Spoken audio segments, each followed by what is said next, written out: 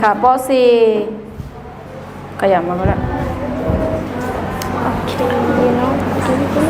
อาตียี่สุความเชื่อคือความมั่นใจ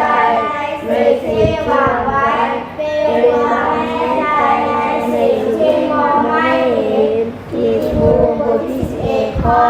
1อีกรอบหนึ่งสิเอาจับไม้ด้วย1 2 3อีกบูบทที่11ข้อ1ความเชื่อคือความมั่นใจในสิ่งที่หวังไว้เป็นความแน่ใจในสิ่งที่มองไม่เห็นมีบูบทที่11ข้อ1เคตบมือให้ด้วยค่ะปสุดท้ายขอให้ป .5 ป .6 ค่ะ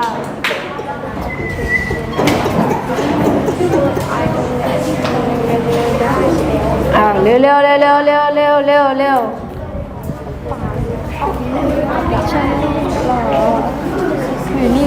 ใช้ไม้ด้วยเลยนะคะตีเยซุงอี